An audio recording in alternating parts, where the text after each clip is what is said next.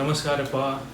So ಭಾಳ ಮಂದಿಗೆ import export business start ಮಾಡೋದಿರ್ತೈತಿ, ಇಂಟರ್ನ್ಯಾಷನಲ್ ಬಿಸ್ನೆಸ್ನಾಗ ಎಂಟರ್ ಆಗೋದಿರ್ತೈತಿ. ಆದ್ರೆ ಅವರಿಗೆ ಎಲ್ಲಿಂದ ಚಾಲೂ ಮಾಡಬೇಕು, ಏನೇನು ಮಾಡಬೇಕು, ಹೆಂಗೆ ಮಾಡ್ಬೇಕಂತ ಏನೂ ಗೊತ್ತಿರಂಗಿಲ್ಲ. ಆಮೇಲೆ ಭಾಳಷ್ಟು ಜನ ಏನು ಮಾಡ್ತಾರೆ, ಏನಪ್ಪ ಇಂಟರ್ನ್ಯಾಷನಲ್ ಬಿಸ್ನೆಸ್ ಅಂದ್ರೆ ಭಾಳ ಟಫ್ ಇರ್ಬೋದು, ಭಾಳ ಡಿಫಿಕಲ್ಟ್ ಇರ್ಬೋದು, ಇಲ್ಲೇ ನಾವು ಲೋಕಲ್ ಬಿಸ್ನೆಸ್ ಮಾಡ್ಬೇಕಂತಂದ್ರೆ 108 ತಲೆಬೇನ್ ಇರ್ತಾವೆ, ಪೇಮೆಂಟ್ಸ್ ಅದು ಟೈಮ್ ಟು ಟೈಮ್ ಬರೋಂಗಿಲ್ಲ. ಮತ್ತು ಈಗ ಇಂಟರ್ನ್ಯಾಷನಲ್ ಬಿಸ್ನೆಸ್ ಅಂತಂದ್ರೆ ಹೊರಗಿನ ದೇಶದ ಕ್ಲೈಂಟ್ ಜೋಡಿ ನಾವು ಡೀಲ್ ಮಾಡಬೇಕಾಗುತ್ತೆ. ಅವ್ರು ಪೇಮೆಂಟ್ ಕೊಡ್ಲಿಕ್ಕಂದ್ರೆ ಏನು ಅವ್ರ ಮನೆಗೆ ಹೋಗಿ ಕುಂದ್ರಾಗತ್ತೈತೆ ನಮಗೆ. ಇಂಥವೆಲ್ಲ ವಿಚಾರ ಮಾಡಿ ಭಾಳಷ್ಟು ಜನ ಈ ಬಿಸ್ನೆಸ್ನಾಗ ಬರೋಗಿಂತ ಮೊದಲನೇ ಹಿಂದೆ ಸರ್ಕೊಂಡ್ಬಿಡ್ತಾರೆ. ಸೊ ಹೀಗಾಗಿ ಅವ್ರು ಈ ಬಿಸ್ನೆಸ್ನಾಗ ಬರೋಕೆ ಹೋಗಂಗಿಲ್ಲ. ಯಾಕಂದ್ರೆ ಒಂದು ಅಂಜಿಕೆ ಇರ್ತೈತಿ, ಅದು ಸಹಜ ಐತಿ, ಏನು ಪ್ರಾಬ್ಲಮ್ ಇಲ್ಲ. ಆದ್ರೆ ನಾನು ನಂದು ಎಕ್ಸ್ಪೀರಿಯನ್ಸ್ ಶೇರ್ ಮಾಡ್ತೀನಿ ರೀ. ನನಗೂ ಏನೂ ಗೊತ್ತಿದ್ದಿದ್ದಿಲ್ಲ, ನಾನು ಈ ಫೀಲ್ಡಿಗೆ ಹೊಸದಾಗ ಬಂದಿದ್ದೆ, ನಾನು ಒಬ್ಬ ಇಂಜಿನಿಯರ್ ಜಾಬ್ ಮಾಡ್ತಿದ್ದೆ, ಜಾಬ್ ಬಿಟ್ಟು ಬಂದು ಮಾಡಕತ್ತೀನಿ. ಆದ್ರೆ ನೀವು ಒಂದು ಹೇಳ್ಬೇಕಂತಂದ್ರೆ, ನೀವೇನು ಲೋಕಲ್ ಬಿಸ್ನೆಸ್ ಏನು ಮಾಡ್ತೀನಿ ಅಂತಿರಲ್ಲ, ಅದಕ್ಕಿಂತ ಜಾಸ್ತಿ ಈಸಿ ಇರೋದಂತೂ ಇಂಟರ್ನ್ಯಾಷನಲ್ ಬಿಸ್ನೆಸ್ ಐತಿ. ಯಾಕಂತಂದ್ರೆ ಇಲ್ಲೆಲ್ಲ ಕಂಪ್ಲೀಟ್ಲಿ ಸೆಟ್ ಆಫ್ ರೂಲ್ಸ್ಲಿಂದ ಆಗ್ತಿರ್ತೈತಿ. ಆಮೇಲೆ ಮೇನ್ ಅಂತಂದ್ರೆ ಗೌರ್ಮೆಂಟ್ ಆಫ್ ಇಂಡಿಯಾ ಇದನ್ನ ನಿಮ್ಮ ಮ್ಯಾಗ ಕಣ್ಣಿಟ್ಟಿರ್ತಾವೆ. ನೀವು ಏನು ಬಿಸ್ನೆಸ್ ಮಾಡ್ತಿರ್ತೀರಿ ಎಲ್ಲರ ಮ್ಯಾಗೂ ಅವ್ರದ್ದೆಲ್ಲ ಕೌನ್ಸಿಲ್ಸ್ ಇರ್ತಾವೆ, ಗೌರ್ಮೆಂಟ್ ಬಾಡೀಸ್ ಇರ್ತಾವೆ, ಎಲ್ಲ ಅವ್ರದ್ದೆಲ್ಲ ಇನ್ವಾಲ್ವ್ಮೆಂಟ್ ಇರ್ತೈತಿ. ಆಮೇಲೆ ಪೇಮೆಂಟ್ಸಿಗೆ ಬ್ಯಾಂಕ್ಸ್ ಎಲ್ಲ ಇನ್ವಾಲ್ವ್ ಆಗ್ತಾವೆ, LC ಥ್ರೂ ಆಗ್ತೈತಿ, ಭಾಳಷ್ಟು ಪೇಮೆಂಟ್ ಟರ್ಮ್ಸ್ ಅದಾವೆ. ಅದ್ರೊಳಗೆ ನಿಮ್ದು ಏನೂ ಪೇಮೆಂಟ್ ಎಲ್ಲೂ ಸಿಕ್ಕೊಳ್ಳೋದೇನೂ ಜರೂರತ್ತಿಲ್ಲ. ಸೊ ಯಾವ್ದಾದ್ರು ಪೇಮೆಂಟ್ ಕ್ಲೈಂಟ್ ನಿಮ್ಮ ಡಿಫಾಲ್ಟರ್ ಅದ ಅಂತಂದ್ರೆ ಅವ್ರ ಪೇಮೆಂಟ್ ನೀವು ಬ್ಯಾಂಕ್ ಕಡೆ ಇದು LC ಇತ್ತಂತಂದ್ರೆ ಬ್ಯಾಂಕ್ದವ್ರು ನಿಮಗೆ ಪೇಮೆಂಟ್ ಕೊಡ್ತಾರೆ. ಸೊ ನೀವೆಲ್ಲ ರಿಸ್ಕ್ ಫ್ರೀ ಟೆಕ್ನಿಕ್ಸ್ ಅದಾವೆ ಈ ಬಿಸ್ನೆಸ್ ಒಳಗೆ ಮಾಡೋಕ್ಕೆ. ಇದನ್ನೆಲ್ಲ ನಾನು ನಿಮ್ಗೆ ಹೇಳಬೇಕಂತ ಈ ಯೂಟ್ಯೂಬ್ ಚಾನಲ್ ಸ್ಟಾರ್ಟ್ ಮಾಡೀನಿ. ಸೊ ನನ್ನ ಹೆಸರು ತೇಜಸ್ ಪಡ್ಸಲಿಗೆ, ನಾನು ಇಂಪೋರ್ಟ್ ಎಕ್ಸ್ಪೋರ್ಟ್ ಮೆಂಟರ್ ಅದೀನಿ. ಸೊ ಈ ನನ್ನ ವೀಡಿಯೋಸ್ ಒಳಗೆ ನಿಮ್ಗೆ ಕಂಪ್ಲೀಟ್ ಡೀಟೇಲ್ಸ್, ಟಿಪ್ಸ್, ಇನ್ಫಾರ್ಮೇಷನ್ ಎಲ್ಲ ಇಂಪೋರ್ಟ್ ಎಕ್ಸ್ಪೋರ್ಟ್ ಬಿಸ್ನೆಸ್ ಸ್ಟಾರ್ಟ್ ಮಾಡೋಕ್ಕೆ ಏನೇನು ಬೇಕಾಗ್ತೈತಿ ಎಲ್ಲನೂ ಡೀಟೇಲಾಗಿ ನಾನು ಶೇರ್ ಮಾಡೋದೀನಿ. ಸೊ ನೋಡ್ತೀರಿ, ಲೈಕ್, ಶೇರ್, ಸಬ್ಸ್ಕ್ರೈಬ್ ಮಾಡಿರಿ. ಆಮೇಲೆ ಇವತ್ತಿನ ವಿಡಿಯೋ ಒಳಗೆ ನಾನು ನಿಮಗೆ ಫಸ್ಟ್ ಸ್ಟೆಪ್, ಈ ಬಿಸ್ನೆಸ್ ಸ್ಟಾರ್ಟ್ ಮಾಡೋಕ್ಕೆ ಫಸ್ಟ್ ಸ್ಟೆಪ್ ಏನೈತಿ, ಅದೇ ಹೆಂಗೆ ಚಾಲು ಮಾಡ್ಬೇಕಂತ ಹೇಳಿ ಅದನ್ನು ಹೇಳಕ್ಕೆ ನಾನು ಇದು ವಿಡಿಯೋ ಮಾಡೀನಿ. ಸೊ ವಿಡಿಯೋ ಸ್ಟಾರ್ಟ್ ಮಾಡೋಣ ಬರ್ರಿ. ಸೊ ಒಂದೇ ಸ್ಟೆಪ್ ಏನಂತಂದ್ರೆ, ಯಾವುದೂ ಬಿಸ್ನೆಸ್ ಮಾಡ್ಬೇಕಂತಂದ್ರೆ ನಿಮ್ಮ ಕಡೆ ಒಂದು ಬಿಸ್ನೆಸ್ ನೇಮ್ ಇರಬೇಕು, ಒಂದು ಕಂಪ್ನಿ ಇರಬೇಕು. ಓಕೆ, ಸೊ ಕಂಪ್ನಿ ಇಂಡಿಯಾದೊಳಗೆ ministry of corporate affairs under company register ಆಗ್ತಾವೆ. ಸೊ ಇದ್ರೊಳಗೆ ನೀವು 5 ಟೈಪ್ಸ್ ಆಫ್ ಕಂಪ್ನೀಸ್, ಅಂದರೆ 5 ಟೈಪ್ದು ಕಂಪ್ನೀಸ್ ನೀವು ರಿಜಿಸ್ಟರ್ ಮಾಡ್ಕೋಬೋದು. ಒಂದನೇದು ಪ್ರೈವೇಟ್ ಲಿಮಿಟೆಡ್ ಕಂಪ್ನಿ, ಎರಡನೇದು LLP ಲಿಮಿಟೆಡ್ ಲಯಬಿಲಿಟಿ ಪಾರ್ಟ್ನರ್ಶಿಪ್, ಮೂರನೇದು OPC 1 ಪರ್ಸನ್ ಕಂಪ್ನಿ, ನಾಲ್ಕನೇದು ಸೋಲ್ ಪ್ರಾಪ್ರೈಟರ್ಶಿಪ್, ಆಮೇಲೆ ಐದನೇದು ಜನರಲ್ ಪಾರ್ಟ್ನರ್ಶಿಪ್. ಸೊ ಈ 5 ಟೈಪ್ಸ್ ಒಳಗಿಂದ ನಿಮ್ಗೆ ಯಾವ್ದು ಬೇಕಾದರೂ ನೀವು ಫಾರ್ಮ್ ಮಾಡಿ ರಿಜಿಸ್ಟರ್ ಮಾಡ್ಬೋದು. ಸೊ ನನಗೆ ಕೇಳಿದ್ರೆ ಇಂಪೋರ್ಟ್ ಎಕ್ಸ್ಪೋರ್ಟ್ ನೀವು ಬಿಸ್ನೆಸ್ ಮಾಡತ್ತೀರಂತಂದ್ರೆ ನಿಮಗೆ ಪ್ರೈವೇಟ್ ಲಿಮಿಟೆಡ್ ಕಂಪ್ನಿ ಇದ್ರೆ ಭಾಳ ಚಲೋ. ಯಾಕಂದ್ರೆ ಅದು ಒಂದು ಲೆಜಿಟಿಮೇಟ್ ಕಂಪ್ನಿ ಇರ್ತೈತಿ, ಅದ್ರದ್ದು ಒಂದು ವ್ಯಾಲ್ಯೂನೇ ಜಾಸ್ತಿ ಇರ್ತೈತಿ. ಆದರೆ ಭಾಳ ಮಂದಿಗೆ ಏನಾಗುತ್ತೆ, ಇನಿಷಿಯಲಿ ಬಿಸ್ನೆಸ್ ಸ್ಟಾರ್ಟ್ ಮಾಡ್ಬೇಕಂದ್ರೆ ಕ್ಯಾಪಿಟಲ್ ಇರೋಂಗಿಲ್ಲ, ಫಂಡ್ಸ್ ಇರೋಂಗಿಲ್ಲ. ಆದರೆ ಪ್ರೈವೇಟ್ ಲಿಮಿಟೆಡ್ ಕಂಪ್ನಿಗೆ ಸ್ವಲ್ಪ ಜಾಸ್ತಿ ಖರ್ಚ ಇರ್ತೈತಿ. ಪ್ರೈವೇಟ್ ಲಿಮಿಟೆಡ್ ಕಂಪ್ನಿದು ಕಂಪ್ಲೈನ್ಸಸ್ ಭಾಳ ಇರ್ತಾವೆ, ಆಡಿಟಿಂಗ್ ಇರ್ತೈತಿ, CA ಅಪಾಯಿಂಟ್ ಮಾಡಬೇಕು, ಅವರಿಗೆಲ್ಲ ನೀವು ಅವ್ರದ್ದು ಫೀಸ್ ಕೊಡ್ಬೇಕು, ಇದೆಲ್ಲ ಸ್ವಲ್ಪ ಜಾಸ್ತಿ ಕಿರಿಕಿರಿ ಇರ್ತೈತಿ ಇನ್ ಟರ್ಮ್ಸ್ ಆಫ್ ಫೈನಾನ್ಸ್. ಅದಕ್ಕೆ ನಿಮ್ಗೆ ಫೈನಾನ್ಸ್ ಆಮೇಲೆ ಎಕ್ಸ್ಪೆನ್ಸಸ್ ಒಂದು ಪ್ರೈವೇಟ್ ಲಿಮಿಟೆಡ್ ಕಂಪ್ನಿ ಹ್ಯಾಂಡಲ್ ಮಾಡೋಕ್ಕೆ ಫಂಡ್ಸ್ ಕಡಿಮೆ ಇದ್ದು ಅಂತಂದ್ರೆ ನೀವು LLP ಅಥವಾ ಸೋಲ್ ಪ್ರಾಪ್ರೈಟರ್ಶಿಪ್ಲಿಂದನೂ ಸ್ಟಾರ್ಟ್ ಮಾಡ್ಬೋದು. ಸೊ ಒಮ್ಮೆ ನಿಮ್ದೆಲ್ಲ ಆರ್ಡರ್ಸ್ ಬರೋಕ್ಕೆ ಚಾಲು ಆದ್ಮ್ಯಾಗ, ನಿಮ್ಮದು ಒಂದು ಬಿಸ್ನೆಸ್ ರೋಲಿಂಗ್ ಸ್ಟಾರ್ಟ್ ಆದ್ಮೇಲೆ ಆಮೇಲೆ ನೀವು ಅದನ್ನು ಪ್ರೈವೇಟ್ ಲಿಮಿಟೆಡ್ ಕಂಪ್ನಿನ ಕನ್ವರ್ಟ್ ಮಾಡ್ಕೋಬೋದು, ಅದಕ್ಕೇನು ಪ್ರಾಬ್ಲಮ್ ಇಲ್ಲ. So ministry of corporate affairs under ಇದು ಎಲ್ಲ ರಿಜಿಸ್ಟ್ರೇಷನ್ ಆಗಲಿ ಎಲ್ಲ ಆನ್ಲೈನ್ ಪ್ರೊಸೀಜರ್ ಐತಿ. ಭಾಳ ತಲೆಕೆಡಿಸ್ಕೊಳ್ಳೋ ಜರೂರತ್ತಿಲ್ಲ. ಯಾರೂ ನಿಮಗೆ ಏಜೆಂಟ್ಗಳು ಏನಾರು ಬಂದು ನಾ ಮಾಡಿಕೊಡ್ತೀನಿ, ರೊಕ್ಕ ತೊಗೋತೀನಿ ಅಂತಂದ್ರೆ ಯಾರಿಗೂ ಏನು ತಲೆಕೆಡಿಸ್ಕೊಳಕ್ಕೆ ಹೋಗ್ಬೇಡ್ರಿ. ಎಲ್ಲನೂ ನೀವು ಆನ್ಲೈನ್ ಮಾಡ್ಕೋಬೋದು. ನಾನು ನಿಮಗೆಲ್ಲ ಡೀಟೇಲ್ಸ್ ಲಿಂಕ್ನಾಗ ಶೇರ್ ಮಾಡ್ತೀನಿ. ಆನ್ಲೈನ್ ನೀವು ಹೋಗಿ ಕಂಪ್ನಿ ರಿಜಿಸ್ಟರ್ ಮಾಡ್ಕೋಬೋದು.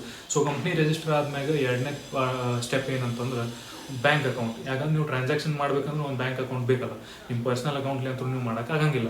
ಸೊ ನಿಮ್ಮ ಕಂಪ್ನಿ ಏನು ರಿಜಿಸ್ಟರ್ ಮಾಡ್ತಿರಲ್ಲ ಅದರ ಹೆಸರು ಮೇಲೆ ನಿಮ್ಮ ಒಂದು ಬ್ಯಾಂಕ್ ಅಕೌಂಟ್ ಓಪನ್ ಮಾಡಬೇಕಾಗುತ್ತೆ. ಸೊ ನಿಮ್ಗೆ ಯಾವುದೋ ಬ್ಯಾಂಕ್ನಾಗ ನಿಮ್ಗೆ ಎಲ್ಲಿ ಪರಿಚಯ ಜಾಸ್ತಿ ಇರ್ತೈತಿ, ಎಲ್ಲಿ ನಿಮ್ಗೆ ಸರ್ವಿಸ್ ಚಲೋ ಕೊಡ್ತಾರಂತ ಅನ್ನಿಸ್ತೈತಿ, ಅಲ್ಲಿ ಹೋಗಿ ನೀವು ರಿಜಿಸ್ಟರ್ ಮಾಡ್ಕೋಬೋದು. ಆದ್ರೆ ಒಂದು ನೆನಪಿಡ್ರಿ, ಫಾರೆಕ್ಸ್ ಡಿಪಾರ್ಟ್ಮೆಂಟ್ ಅವ್ರದ್ದು, ಆ ಬ್ಯಾಂಕಿಂಗ್ ಆ ಅಕೌಂಟ್ದು ಫಾರೆಕ್ಸ್ ಡಿಪಾರ್ಟ್ಮೆಂಟ್ ಅಲ್ಲಿ ಇರಬೇಕು. ಯಾಕಂದ್ರೆ ನಿಮ್ದೆಲ್ಲ ಟ್ರಾನ್ಸಾಕ್ಷನ್ಸ್ ಹ್ಯಾಂಡಲ್ ಮಾಡೋದು ಫಾರೆಕ್ಸ್ ಡಿಪಾರ್ಟ್ಮೆಂಟ್ದವ್ರು. ಕರೆಂಟ್ ಅಕೌಂಟ್ ಓಪನ್ ಆದಮೇಲೆ ನೆಕ್ಸ್ಟ್ ಏನು ಬರೋದು ಅಂತಂದ್ರೆ IEC ಅಂತಂದ್ರೆ import export code. Import export code ಎದಕ್ಕೆ ಬೇಕು, ನೀವು ಯಾವುದೋ ಕಂಪ್ನಿ ಇಂಪೋರ್ಟ್ ಅಥವಾ ಎಕ್ಸ್ಪೋರ್ಟ್ ಮಾಡಬೇಕು, ಇಂಟರ್ನ್ಯಾಷನಲ್ ಟ್ರೇಡ್ ಮಾಡ್ಬೇಕಂದ್ರೆ ಬೇರೆ ದೇಶದವರಿಂದ ಮಟೀರಿಯಲ್ ತರೋದಾಗಲಿ ಅಥವಾ ಬೇರೆ ದೇಶಕ್ಕೆ ಮಟೀರಿಯಲ್ ಕಳಿಸೋದಾಗಲಿ ಏನೋ ಮಾಡ್ಬೇಕಂತಂದ್ರೆ ಇಂಪೋರ್ಟ್ ಎಕ್ಸ್ಪೋರ್ಟ್ ಕೋಡ್ ಬೇಕೇ ಬೇಕು. ಅದೇ ಇರಲಾರ್ದ ನೀವೇನು ಟ್ರಾನ್ಸಾಕ್ಷನ್ ಮಾಡೋಕ್ಕೆ ಆಗೋದಿಲ್ಲ. ಸೊ DGFT ಅಂತೇಳಿ ಒಂದು ಗೌರ್ಮೆಂಟ್ ಬಾಡಿ ಐತಿ, directorate general of foreign trade. ಇವ್ರ ಅಂಡರ್ ನಿಮಗೆ IEC ಅಪ್ಲೈ ಮಾಡಿ ಅವ್ರ ಕಡೆ ಅಂತ ಅದು ಸರ್ಟಿಫಿಕೇಟ್ ತೊಗೋಬೇಕಾಗುತ್ತೆ. ಸೊ ಅದೊಂದು ಯೂನಿಕ್ ನಂಬರ್ ಇರ್ತೈತಿ. ಎಲ್ಲ ಕಂಪ್ನೀಸ್ಗೂ ಒಂದು ಬೇರೆ ಬೇರೆ ನಂಬರ್ ಅವ್ರು ಕೊಡ್ತಾರೆ. ಅದನ್ನು ಆನ್ಲೈನ್ ಅವ್ರು DGFT ಸೈಟ್ ಮೇಲೆ ಹೋದ್ರಂತಂದ್ರೆ ಆನ್ಲೈನ್ ನಿಮ್ಗೆ ಎಲ್ಲನೂ ಅಪ್ಲಿಕೇಶನ್ ಹೆಂಗೆ ಮಾಡ್ಬೇಕು, ಏನೇನು ಅದಕ್ಕೆ ರಿಕ್ವೈರ್ಮೆಂಟ್ಸ್ ಅದಾವೆ ಎಲ್ಲನೂ ಅಲ್ಲಿ ಚೆಕ್ ಲಿಸ್ಟ್ ಕೊಟ್ಟಿರ್ತಾರೆ. ಅಲ್ಲಿ ನೀವು ಅಪ್ಲೈ ಮಾಡಿ IEC ಕೋಡ್ ಅವ್ರ ಕಡೆ ಅಂತ ತೊಗೋಬೋದು. ಅದ್ರದ್ದು ಲಿಂಕ್ ನಾನು ನಿಮಗೆ ಹಾಕ್ತೀನಿ. ಸೊ IC ಒಂದು ಸತಿ ಬಂದ ಮೇಲೆ ಏನೈತಿ, ನೆಕ್ಸ್ಟ್ ನೀವು ಅಪ್ಲೈ ಮಾಡಬೇಕು RCMC. RCMC ಅಂತಂದ್ರೆ registration come membership certificate. RCMC ನಿಮಗೆ ಎಲ್ಲಿಂದ ಸಿಗ್ತೈತಪ್ಪ? RCMC ನಿಮಗೆ EPC ಅಂತಂದ್ರೆ ಎಕ್ಸ್ಪೋರ್ಟ್ ಪ್ರಮೋಷನ್ ಕೌನ್ಸಿಲ್ಸ್ ಇರ್ತಾವೆ, ಅವ್ರ ಕಡೆ ಅಂತ ನಿಮಗೆ RCMC ಸಿಗ್ತೈತಿ. ಎಕ್ಸ್ಪೋರ್ಟ್ ಪ್ರಮೋಷನ್ ಕೌನ್ಸಿಲ್ ಏನು ಮಾಡ್ತಾವೆ? ಸೊ ನಿಮ್ದು ಯಾವುದೋ ಒಂದು ಪ್ರಾಡಕ್ಟ್ ಅಂತ ತಿಳ್ಕೊರಿ, ಪ್ರತಿಯೊಂದು ಬೇರೆ ಬೇರೆ ಪ್ರಾಡಕ್ಟಿಗೆ ಬೇರೆ ಬೇರೆ ಎಕ್ಸ್ಪೋರ್ಟ್ ಪ್ರಮೋಷನ್ ಕೌನ್ಸಿಲ್ಸ್ ಅದಾವೆ. ನಾನು ನಿಮ್ಗೆ ಒಂದು ಎಕ್ಸಾಂಪಲ್ ಕೊಡ್ತೀನಿ. ಈಗ ನಿಮ್ಗೆ ಯಾವುದೋ ಕೆಮಿಕಲ್ ಆಗಲಿ ಅಥವಾ ಮಿನರಲ್ ಆಗಲಿ ನಿಮಗೆ ನಿಮ್ಮ ಪ್ರಾಡಕ್ಟ್ ಇತ್ತು ಅಂತಂದ್ರೆ ಅದ್ರ ಸಂಬಂಧ ಕೆಪ್ಯಾಕ್ಸಿಲ್ ಅಂತ ಬರ್ತೈತಿ.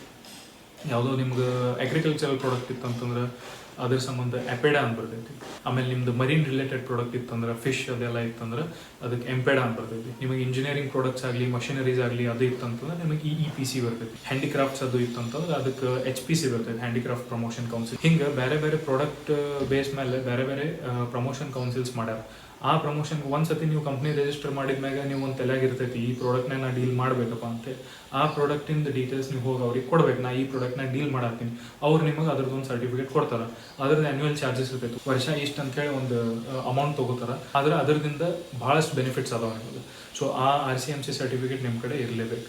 ಸೊ ಇದಾದ್ಮೇಲೆ 5th ಪಾಯಿಂಟ್ ಏನಂತಂದ್ರೆ GST ರಿಜಿಸ್ಟ್ರೇಷನ್ ನಿಮ್ಮ ಕಂಪ್ನಿ ಹೆಸರು ಮೇಲೆ ನೀವು ಮಾಡ್ಕೋಬೇಕಾಗುತ್ತೆ. ಓಕೆ, ನಮಗೆ ಗೊತ್ತೈತಿ ಎಕ್ಸ್ಪೋರ್ಟರ್ಸಿಗೆ ಟ್ಯಾಕ್ಸ್ ಇರಂಗಿಲ್ಲ, ಟ್ಯಾಕ್ಸ್ ಎಕ್ಸಂಪ್ಷನ್ ಇರ್ತೈತಿ. ಅಂದ್ರೂ ನೀವು ಮರ್ಚೆಂಟ್ ಎಕ್ಸ್ಪೋರ್ಟರ್ ಅಂದ್ರೆ ಇಲ್ಲಿ ಲೋಕಲ್ ಸಪ್ಲೈಯರ್ ಕಡೆ ಅಂತ ನೀವು ತೊಗೊಂಡು ಎಕ್ಸ್ಪೋರ್ಟ್ ಮಾಡೋರು ಅಂತಂದ್ರೆ ಆ ಲೋಕಲ್ ಸಪ್ಲೈಯರಿಗೆ ನೀವು GST ತುಂಬಬೇಕಾಗುತ್ತೆ. ಅವ ನಿಮ್ಗೆ ಹಂಗೆ ಕೊಡಂಗಿಲ್ಲ, ಯಾಕಂದ್ರೆ ಅವ ತುಂಬ್ತಿರ್ತಾನೆ GST. ಆದ್ರೆ ಅವ್ರಿಗೆ GST ತುಂಬಿ ನೀವು ತೊಗೊಂಡ್ಮ್ಯಾಗ ನೀವು ಗೌರ್ಮೆಂಟಿಗೆ ನೀವು ಇದು ಪ್ರಾಡಕ್ಟ್ ಎಕ್ಸ್ಪೋರ್ಟ್ ಮಾಡಿರಿ ಅಂತ ಪ್ರೂಫ್ ಕೊಟ್ಟಾಗ ನಿಮಗೆ GST ಅವ್ರು ವಾಪಸ್ ಕೊಡ್ತಾರೆ. ನಿಮ್ಮ ಅಕೌಂಟಿಗೆ ಅವು ಏನು GST ರೊಕ್ಕ ಹೋಗಿರ್ತಾವೆ ಅವೆಲ್ಲ ನಿಮ್ಮ ಅಕೌಂಟಿಗೆ ವಾಪಸ್ ಬರ್ತಾವೆ. ಏನು ತಲೆ ಕೆಡಿಸ್ಕೋದು ಜरूरत ಆದ್ರೆ ನಿಮ್ಗೆ ನಿಮ್ಮ ಕಂಪ್ನಿ ಹೆಸರು ಮ್ಯಾಗ ಒಂದು GST ನಂಬರ್ ಬೇಕೇ ಬೇಕು. ಸೊ ಅದಂತೂ ನೀವು ಮಾಡಿಸ್ಕೊಡಿ. So ಇದಾದು 5 steps. ಇವು 5 ಸ್ಟೆಪ್ ಸ್ಟಾರ್ಟಿಂಗ್ ಫಸ್ಟ್ ಸ್ಟೆಪ್ನಾಗ ಇವೆಲ್ಲ ಇನ್ಕ್ಲೂಡ್ ಆಗ್ತಾವೆ. 1ನೇ ಸ್ಟೆಪ್ ನೀವು ಇದೆಲ್ಲ ಮಾಡ್ಬೇಕು. ಇದೆಲ್ಲ ಮಾಡೋಕೆ ನಿಮಗೆ ಭಾಳ 1 ತಿಂಗಳು ಬೇಕಾಗುತ್ತೆ. ಇದು ಆದ್ಮೇಲೆ ನೀವು ಇಂಪೋರ್ಟ್ ಎಕ್ಸ್ಪೋರ್ಟ್ ಸ್ಟಾರ್ಟ್ ಮಾಡ್ಬೋದು. ಸೊ ಹೆಂಗೆ ಮಾಡ್ಬೋದು, ಏನು ಮಾಡ್ಬೋದು, ನಮ್ಮ ಇನ್ನೂ ಡೀಟೇಲ್ನಾಗ ವೀಡಿಯೋಸ್ ಎಲ್ಲ ಬರ್ತಾವೆ. ಅದನ್ನಾಗ ನಿಮಗೆಲ್ಲ ಡೀಟೇಲಾಗಿ ನಾನು ಶೇರ್ ಮಾಡ್ತೀನಿ. ನೆಕ್ಸ್ಟ್ ಸ್ಟೆಪ್ ಏನು ಇರ್ತೈತಿ, ಇದಾದ್ಮೇಲೆ ನೀವು ಹೆಂಗೆ ಪ್ರಾಡಕ್ಟ್ ಹೆಂಗೆ ಚೂಸ್ ಮಾಡಬೇಕು, ಆಮೇಲೆ ಕಂಟ್ರಿ ಸ್ಪೆಸಿಫಿಕ್ ಆಗಿ ಹೆಂಗೆ ಇದು ಮಾಡಬೇಕು, ಮಾರ್ಕೆಟಿಂಗ್ ಹೆಂಗೆ ಮಾಡಬೇಕು ಎಲ್ಲನೂ ಡೀಟೇಲಾಗಿ ನಾನು ನಿಮ್ಮ ಜೊತೆ ಶೇರ್ ಮಾಡ್ತೀನಿ. ಆಮೇಲೆ ಈ ವಿಡಿಯೋನಾಗ ನಿಮಗೆ ಏನಾರ ಡೌಟ್ಸ್ ಇತ್ತು, ಕ್ವೆರೀಸ್ ಇತ್ತು ಅಂತಂದ್ರೆ ನೀವು ನಾನು ಕಮೆಂಟ್ ಮಾಡಿ ಕ್ವೆಶನ್ ಹಾಕಿ, ನಾನು ನಿಮಗೆ ಅದ್ರದ್ದು ರಿಪ್ಲೈ ಕೊಡ್ತೀನಿ. ಆಮೇಲೆ ಇನ್ನೂ ಡೀಟೇಲಾಗಿ ನಿಮಗೆ ಇದ್ರ ಬಗ್ಗೆ ಹೆಂಗೆ ರಿಜಿಸ್ಟ್ರೇಷನ್ ಮಾಡಬೇಕಪ್ಪ, ICನಾಗ ಹೆಂಗೆ ರಿಜಿಸ್ಟ್ರೇಷನ್ ಮಾಡಬೇಕು, ಆ ಫಾರ್ಮ್ ಫಿಲ್ ಮಾಡೋಕ್ಕೆ ನಮಗೇನೋ ಪ್ರಾಬ್ಲಮ್ ಬರತೈತಿ, ಅದರದ್ದೆಲ್ಲ ಏನಾದರೂ ಡೌಟ್ಸ್ ಇತ್ತಂದ್ರೂ ನಾನು ಡೈರೆಕ್ಟ್ ನಂಬರ್ನ ಕಾಂಟ್ಯಾಕ್ಟ್ ಮಾಡಿರಿ ಅಥವಾ ಈ ವಿಡಿಯೋನಾಗ ಕಮೆಂಟ್ ಮಾಡಿರಿ, ನಾನು ನಿಮಗೆ ರಿಪ್ಲೈ ಮಾಡ್ತೀನಿ. So stay tuned guys.